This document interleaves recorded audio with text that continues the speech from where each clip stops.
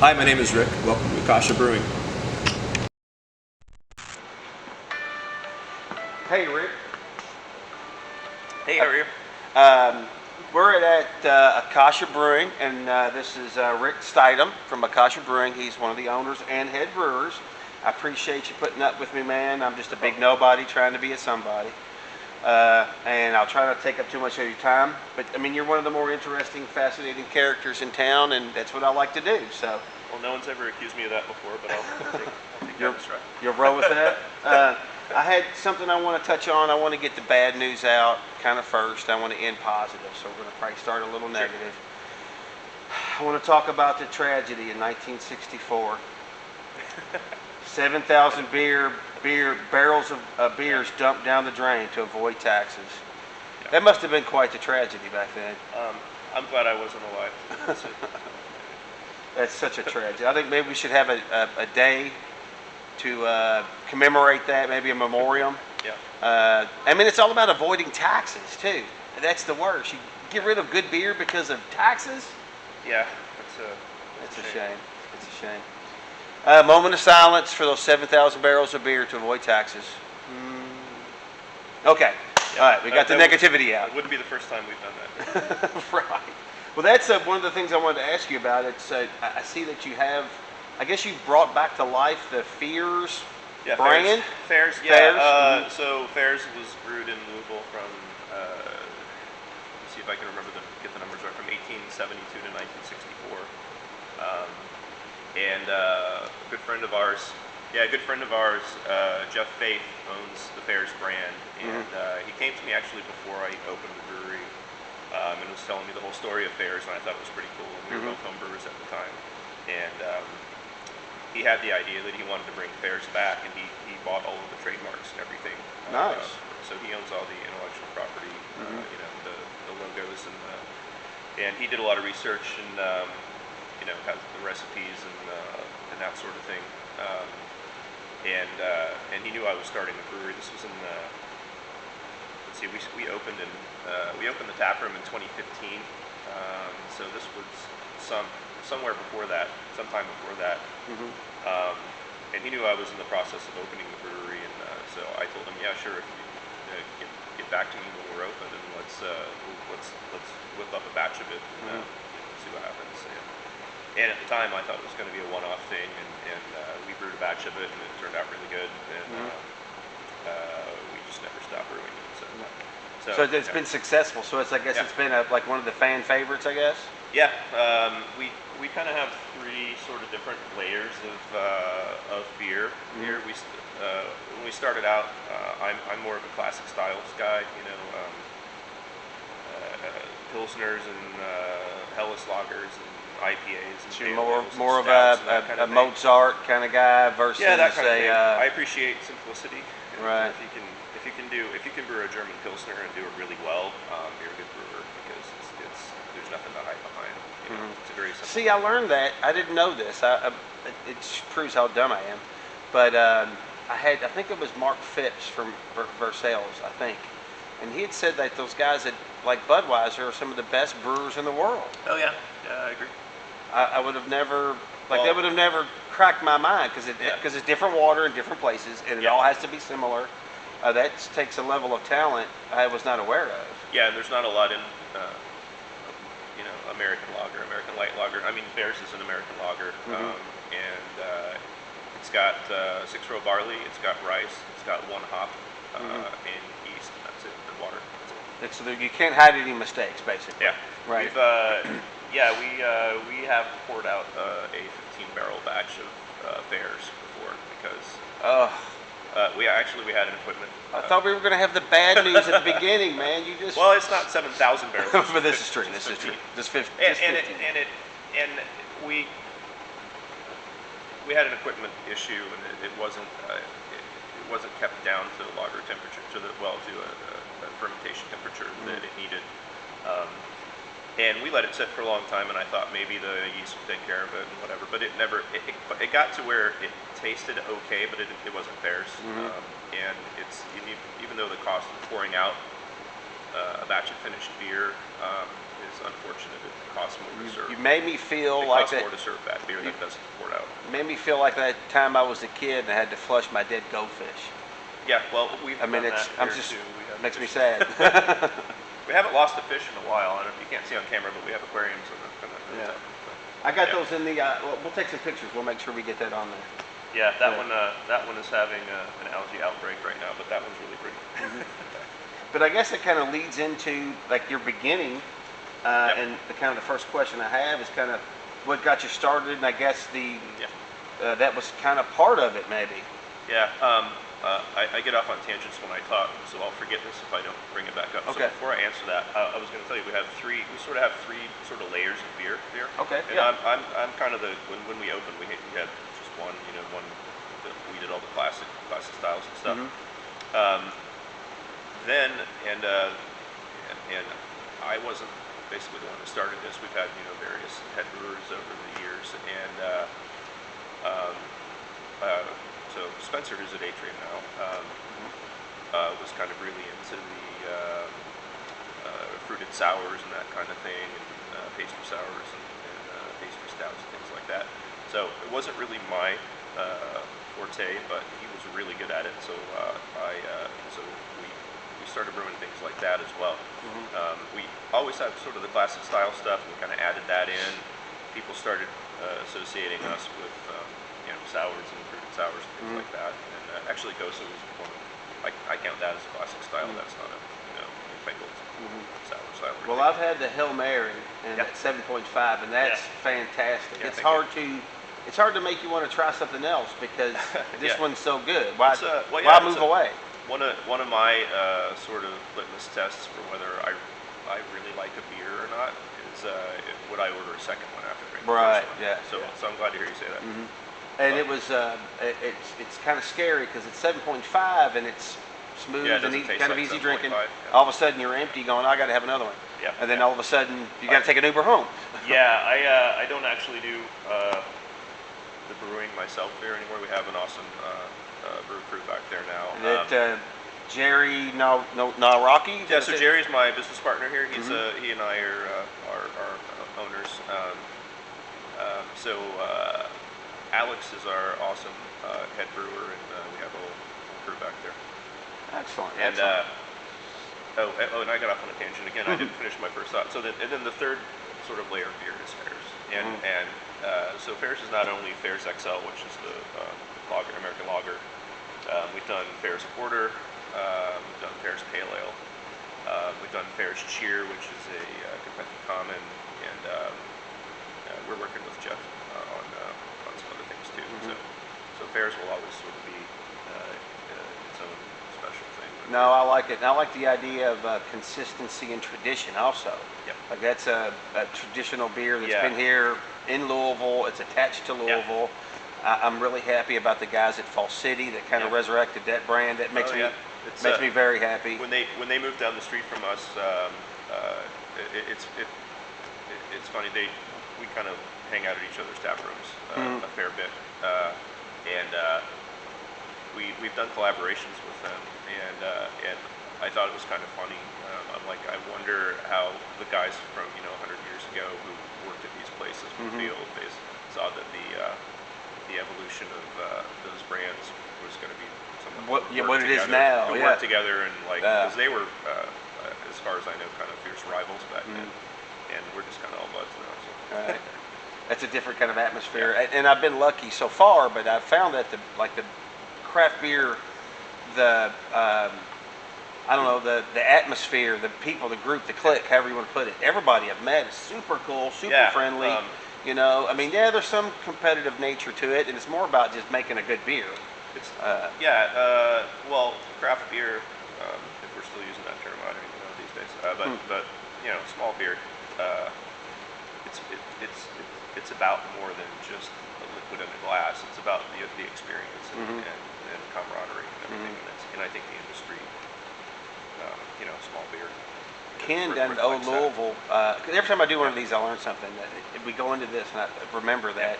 Like Ken at Old Louisville Brewery, he had told me that I think he said that the craft beer market is only 8 or 10% or something like that.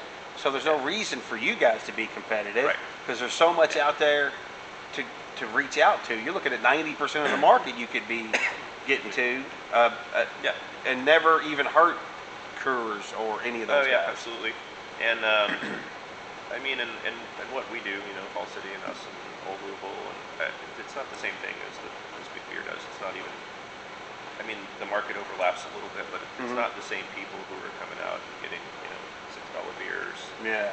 that are, you know, buying 30 packs twice a week. Yeah. Right. Well, I said that, and I know some people actually are the same, but you know, Yeah. Yeah. but we're not directly competing with them. I mean, I don't want to.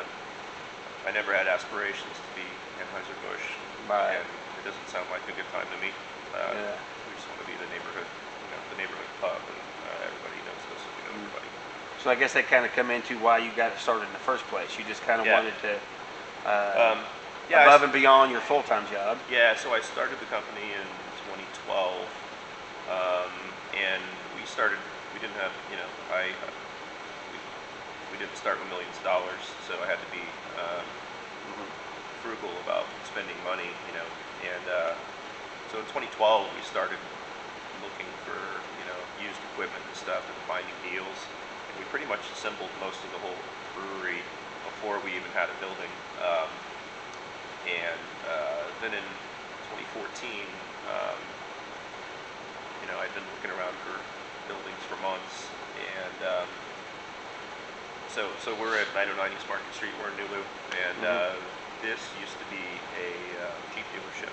The whole Really? building, including Peace Barbecue, this whole building was a Jeep dealership. It was Houseman Jeep. In fact, some of the duct work in the back there still says Houseman on it. It's I kinda cool. remember that. Yeah. I don't remember this location, but I remember Yeah. Houseman Jeep, like the commercials or whatever. Yeah, and just in the it's funny when you start. You know, I was serious about opening a brewery at the time, and you kind of get into a mindset of I need to find a place, need to find a building, and whatever. And everywhere I would go, even if I was out of town somewhere, I couldn't turn that off in my mind, and I would just see buildings. I could be in Maine or something. I'm like, oh, that'd make a good That would be a brewery. great place. Yeah.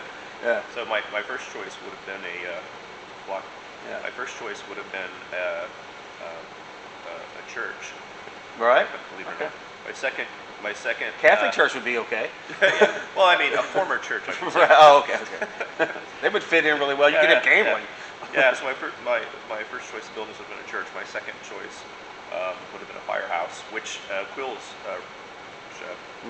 whose coffee I'm drinking right now down the street.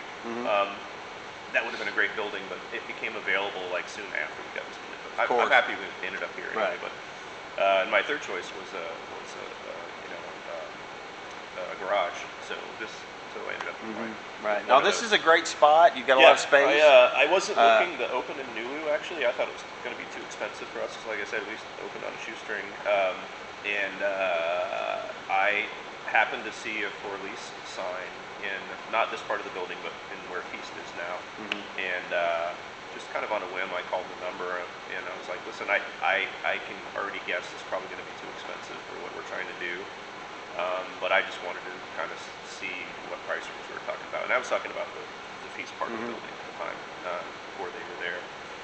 And so I got a call back. He's like, I can't really tell you exactly what the price is going to be because we could divide that up in so many ways. Why don't I show it to you? And I'm like, listen, I don't want to Waste your time. I was just curious. He's like, no, come on down.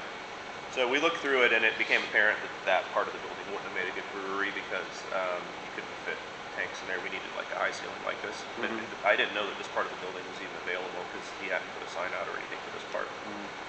So it became apparent while we were walking through that would make a great tap room, but it wasn't good for a brewery. And so he was like, I have something else I want to show you though, and he brought me over here. And this was a gym at the time. I forgot the name of the. Paulie's Gym or no, I mean the Planet Fitness. CrossFit. They did. CrossFit. Yeah. And he brought me in here, and they were actively still in here doing. There were people doing CrossFit in here, and I was like, and it was very different than it is now. Those the doors weren't there. That was all concrete. The only door was the door at the end of the hallway back there, and I looked around, and I'm like, there's no way. And then we started talking, and he asked me what I wanted to do, and he was very excited to get a brewery in here and whatever. And we and it all worked out. So so we kind of landed in New accidentally, and it was just a really lucky coincidence. Right. This is where it ended up. Well, it's a great spot because you get to get involved with like Thunder and any derby Yeah. activities or anything going Yeah, on soccer downtown. games and Soccer games. yeah, Oh, all I that forgot kind of about stuff. that. Yeah, you're very close to that right over Yeah, there. we get the pregame and the postgame crowd. Yeah, it's a great spot in the parking lot here. Although it's usually crowded, but I can't complain about that. Right. Yeah. It's you're gonna have a problem. Oh yeah. Yeah. Right. But yeah, I started I started the company in 2012. We didn't find the building until 2014. We moved into the building and we did a lot. We did 14 months of build out. This was a very different looking spot. That wall wasn't there. The whole place was open. Actually, I wanted to leave it open and just do like a waist high sort of wall there, so that the roofs. It's a good thing that I didn't do that because it's really loud back there. But, Right. yeah, we were supposed to spend 4 months building out. We spent 14 months building out, and opened the tap room in September of 2015. So we're coming up on about 8 years for the tap room. Nice. Yeah. Nice. And I guess I've been homebrewing since 1996. Jerry, my business partner, was more interested in homebrewing stuff than I was at the time. We were in college, and he mentioned offhandedly that he'd like to learn how to brew beer, and I didn't really have much of an interest. And I thought it would make a good Christmas present, so I bought him like an $80 homebrew equipment kit for Christmas one year. We were roommates in college, and So this space is due to you were feeling friendly one Christmas and bought your friend a homebrew, a small $80 homebrew kit. And we the first batch of beer that he brewed, we brewed. I was there too. Probably common to new home brewers who are very excited about it. We put everything in that beer. I think we put red hops in the beer. The first batch. Red hops and I think apple juice and it was awful, but it was alcoholic. Yeah, but it had booze in it. Yeah, but anyway, so let's try tea. So I started. Yeah. So just from that first experience, I got interested in brewing, and I'm just the kind of person, if I get interested in something, I like get immersed in it, and I want to learn everything about it that I can. And so I homebrewed from then on, and I brewed until we started in 2014. So I had the idea that I wanted to do this when I entered some beers in the homebrew competition at the state fair. God, I don't even remember what year that was now, but you have that on your website. I think it was 97, 98, something like that. Well, no, it was after that because I moved to Louisville in 2000. So okay. It was somewhat after. It was 2000. One or two. Okay. I don't remember. Yeah. But anyway, I had never entered a competition before with beer, and So you didn't know how good you were. Well, I thought the beer was pretty good, and my friends told me it was good, but your friends always tell you that the beer's good. I'm like, I don't. And it's beer. I mean, as long as it's not overly. Not only is it beer, it's free beer. Yes. Yeah. Free beer. It's like my mom used to say, never turn down. If somebody says they're going to cook for you, never turn that down. Yeah, right. Yeah, I mean, and a free beer is the same way. You never turn down a free beer. So I brewed an all Amarillo IPA, and just that one. And I didn't care if I won anything with it or not. I wanted beer judges to give me feedback. Right. And that was my only goal. I went in with my 2 bottles of my one beer, and I saw people literally with wagons full of beers that they had. Right. And I was like, wow, okay. And I won Best in Show with it. Nice. With the one beer that I've ever entered. And I thought, well, maybe I should stop homebrewing now because I'm batting 1,000. Right. And that was a really good beer. And I actually, Scott Hand, who unfortunately isn't with us anymore, It's the guy from Monic, right? Monic, yeah. I've heard a lot about him. I didn't get a chance to meet him. Yeah, but he at the time was working at Kentucky Ales in Lexington at Alltech. And they did a homebrewer brew-in once a year out there, and you could just bring your equipment out, and they'd open up the brewery and just have a good old time. We do that here occasionally too.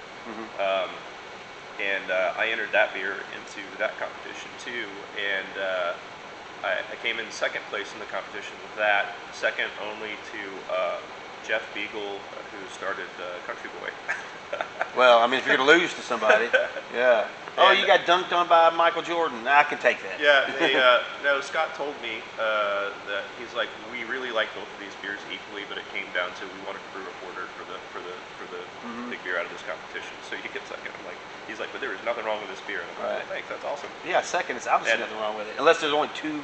Yeah, and if only I'm two, gonna, only two if I'm minutes. going to lose to somebody, Jeff's a good guy to lose to. So. Yeah. And but that was the same beer that I won the state fair with later, and it's also the same beer that the collaboration, the last, well, not the last, but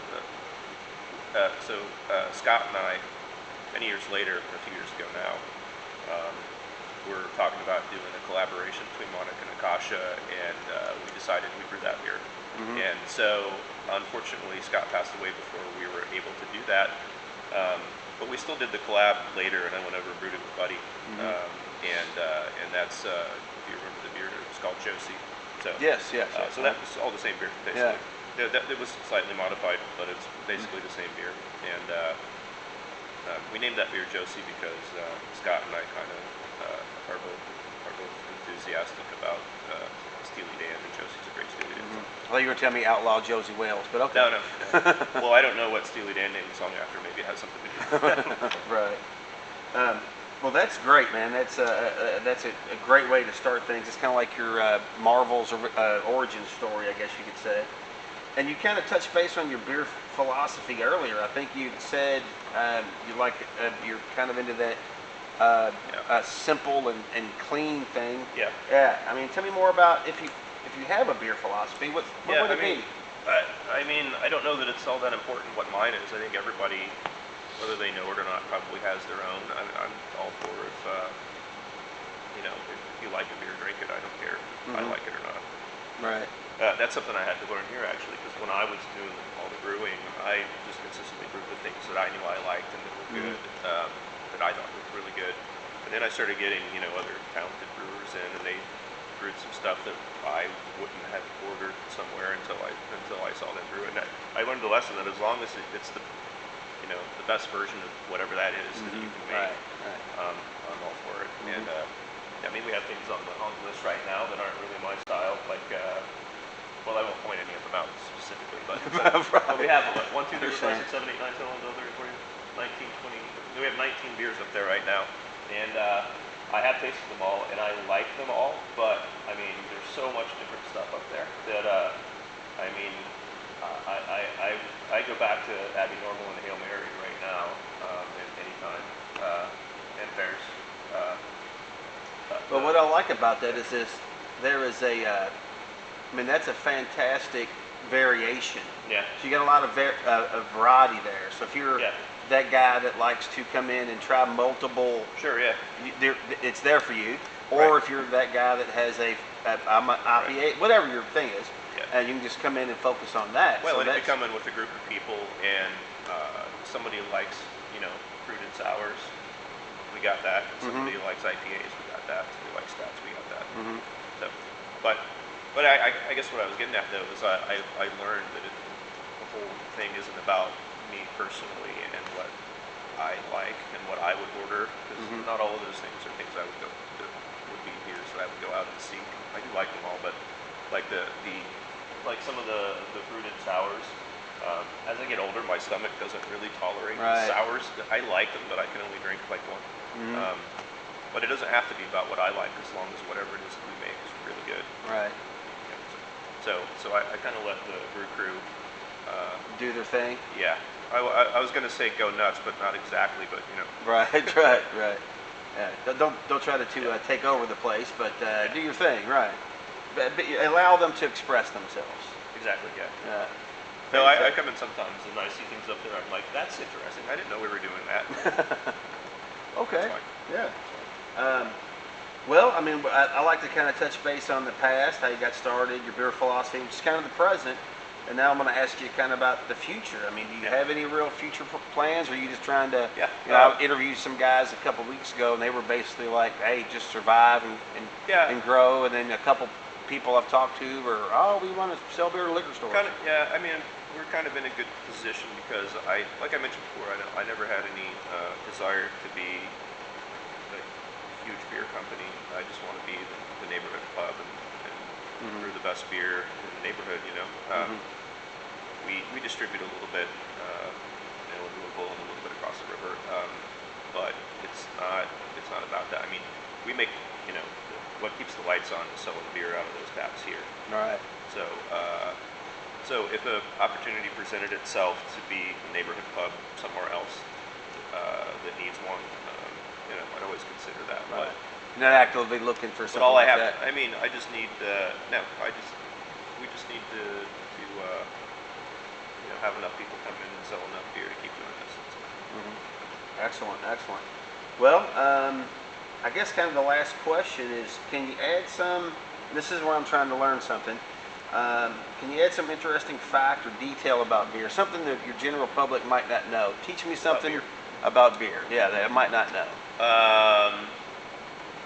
I guess kind of something I touched on earlier in that, in two different points of conversation. One is that homebrewers, especially new homebrewers, when they really just start getting excited about it, and like the world is their oyster, I can do anything, they start putting all the stuff in beer. And we do some of that too, but we've been doing this a long time, and we know what I mentioned A dirty mop's not going to work. Yeah, I mentioned earlier, just let the brew crew loose, but I didn't let them loose until I was sure that they knew how to make like the best example of the base styles. Beef jerky might not be a good choice. Yeah, like we do a bunch of fruited gozes and flavored gozes. Well, I say flavored, it's fruit. Yeah. It's all fruit. We don't. Yeah. So, but like we do a watermelon goza that we wait until watermelons are in season, and a good friend of mine right across the river grows watermelons for us. Oh, and nice. We juice them by hand back there and make Oh, watermelon wow. goza. It's a labor of love. Yeah, but we didn't make watermelon goza until we made really good just regular goza. So so I guess if you're asking for a lesson, I would say learn how to make the best example of the basic style first. Get that down. Do it a dozen times, and then once you know what all those ingredients are actually doing for you, and your process is all down, then start playing with stuff. And it's to do as I say, not as I do, because I told you in the very first batch of beer that. Well, we're hoping to learn from your mistakes. There you go. That sounds like the way to go, been, right? 27 years of them. So. Right. How I taught myself to brew basically was I bought the book Brewing Classic Styles by Jamil Zainashev, and I brewed every recipe in that book. And I got to the point where I started trusting those recipes, and if I made one of those and it didn't turn out well, it was because of something that I did. So I kept brewing it again and again until I got it right. Even the styles I didn't particularly care for, I brewed them all. There is one, I won't tell you which one because that would be fun. Right. But there is one style in that, and it's a relatively simple one too, in that book that I never quite got down. So you won't see it brewing it. You won't see me brewing it. The crew might brew it because they brew some of the things better than I do. But that's the one you don't quite have the handle on. Yeah, there's just one style I never could quite get. And a good friend of mine, I was interested just recently, several years ago, who was interested in home brewing, so I taught him like the basic home brewing stuff, and he went right to that style and brewed a good example of it. I'm like, showed me up. Why'd you have to do that for? Yeah. Right.